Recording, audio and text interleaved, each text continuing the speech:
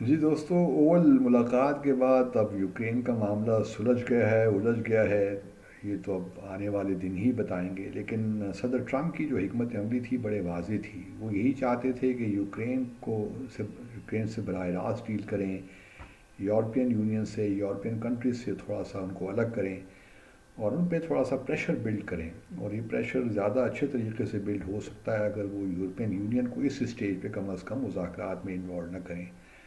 یہی تھا کہ جی ریئر ارتھ جو ڈیل ہونی تھی اس پہ سگنیچر وائٹ ہاؤس میں ہو جاتے،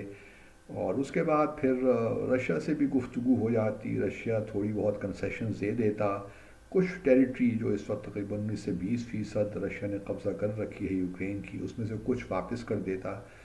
تو ایک لحاظ سے بڑی کامیابی ہو جاتی۔ اور چونکہ صدر ٹرمپ چاہتے ہیں کہ یوکرین میں سیز فائر ہو، غزہ کا معاملہ کسی طور ان کے حساب سے حل ہو جائے، تو وہ نوبیل پیس پرائز کے لیے بھی کوالیفائی کر جائیں گے، اور وہ بھی سے انہوں نے کہنا بھی شروع کر دیا ہے۔ لیکن صدر زیلنسکی نے بھی آئی تھنک اسمارٹ موو کی، گو کہ ابھی تک یہ کہنا مشکل ہے کہ جو کچھ وائٹ ہاؤس یا اوول آفس میں ہوا، وہ کچھ لوگوں کا خیال یہی ہے بلکہ امریکہ کے اندر کہ جی انہوں نے یہ تو صدر ٹرمپ اور ان کی انتظامیہ کی حکمت عملی یہی تھی کہ صدر زیلنسکی کو اس طرح ایمبوش کیا جائے اور اس پہ مزید پریشر بلڈ کیا جائے۔ لیکن میرا اپنا خیال یہ ہے کہ زیلنسکی صاحب بھی جو ہے وہ بھی بغیر سیکیورٹی ایشورنسز کے نہیں چاہتے تھے کہ یہ ڈیل ہو، اور وہ شروع سے یہی کہہ رہے ہیں، دو باتیں وہ یہی کہہ رہے تھے کہ ایک تو ان کو سیکیورٹی گارنٹیز چاہیے فیوچر کے لیے، اور دوسری بات یہ ہے کہ جو ڈیل ہے اس میں جو کچھ بھی ہے امریکہ ان کے پیچھے کھڑا ہو،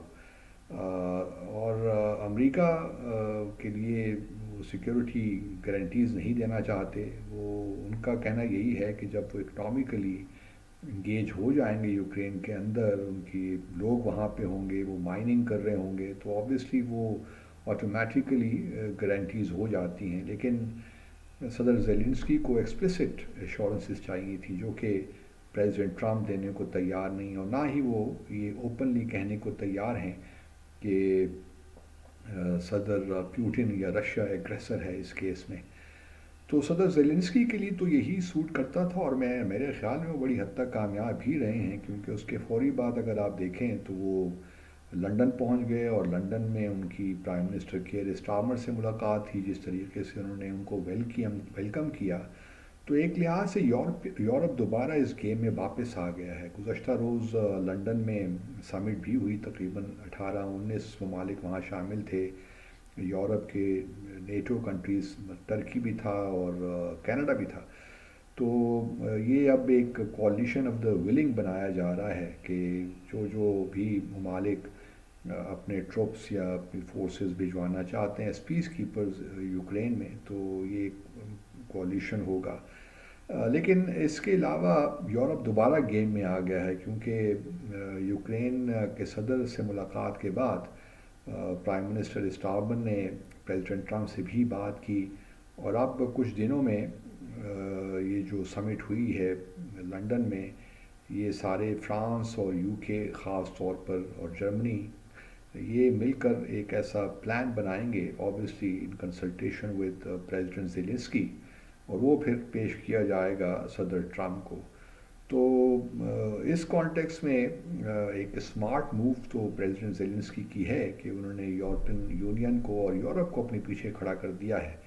اور اب تھوڑا سا پریشر جو ہے وہ ان پہ جو براہ راست پریشر تھا وہ کم ہوا ہے۔ مین وائل پریزیڈنٹ ٹرمپ کے لیے تو یہ کوئی وہ کریڈٹ تو پھر بھی لیں گے، کیونکہ ان کی امریکہ کی مدد کے بغیر اور ان کی جو ہے امداد کے بغیر یوکرین کے لیے بہت مشکل ہے، انلیس کہ یورپین کنٹریز جو ہیں وہ امداد بھی بڑھائیں، جس طرح برطانیہ نے کچھ بلین ڈالرز کا اعلان کیا ہے، ملٹری اسسٹنس کا بھی اور ہیومینیٹیرین اسسٹنس کا بھی، اور پھر انہوں نے برطانیہ نے اور فرانس نے تو کہہ بھی دیا ہے کہ ہم اپنے ٹروپس بھجوا سکتے ہیں پیس کیپرز۔ لیکن پھر بھی امریکہ کی جو ہے سپورٹ بڑی ضروری ہے، لیکن امریکہ کے لیے ضروری یہ بھی ہے کہ امریکہ نظر آئے کہ Trump is taking the lead, not European countries, یہ ایک بڑا امپورٹنٹ ہے۔ اور میں سمجھتا ہوں کہ برٹش پرائم منسٹر وہ بڑا اسمارٹلی پلے کر رہے ہیں، وہ پریزیڈنٹ ٹرمپ کو بھی اس وقت خوش رکھے ہوئے ہیں۔ انہوں نے اسٹیٹ وزٹ کی بھی بات کی ہے کہ جی آپ دوسری دفعہ یو کے کا اسٹیٹ وزٹ کریں۔ جب وہ گئے تھے واشنگٹن وائٹ ہاؤس میں، تو انہوں نے کنگ چارلز کی جانب سے ان کو دعوت نامہ بھی بھجوایا تھا اور کہا تھا کہ یہ ہسٹورک ہے، اس سے پہلے کوئی بھی ایک شخص 2 بار اس کو انوائٹ نہیں کیا گیا اسٹیٹ وزٹ پہ، تو پریزیڈنٹ ٹرمپ کے لیے انپریسیڈنٹڈ ہوگا کہ وہ دوسری بار اسٹیٹ وزٹ پہ یو کے آئیں گے۔ تو اب دیکھنا یہ ہے کہ 2-3 دن کے بعد، اب میرے خیال 6 مارچ کو یورپین یونین جو ہے پلان اپنا ایک بنائے گی اور وہ سامنے رکھے گی کونسل کے، یورپین یونین کونسل جو ہے ان کی اپروول کے لیے۔ تو یہ ایک اچھی کوآرڈینیٹڈ ایفرٹ ہے، اگر یہ معاملہ اس طرح آگے بڑھ جاتا ہے تو بہت اچھا ہوگا۔ اور پریزیڈنٹ ٹرمپ کو لائم لائٹ چاہیے، وہ ان کو چاہیے کہ وہ سب، اور ٹھیک بھی ہے کیونکہ وہ ابھی تک تو پاور تو ہیں، ان کے بغیر ممکن نہیں ہے کہ پیوٹن کو وہ، کہ رشیا کو وہ ٹیبل پہ لا سکیں۔ اس کے لیے تو ضروری ہے کہ پریزیڈنٹ ٹرمپ ہی مین کردار ادا کریں گے۔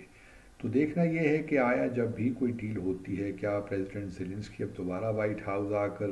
ریئر ارتھ جو ڈیل ہے وہ سائن کریں گے، یا زیلنسکی اور پیوٹن دونوں آئیں گے۔ اب ایک معاملہ یہ بھی ہے کہ پریزیڈنٹ ٹرمپ اور ایک کیمپین شروع ہو گئی امریکہ میں زیلنسکی کے خلاف کہ زیلنسکی شوڈ اسٹیپ ڈاؤن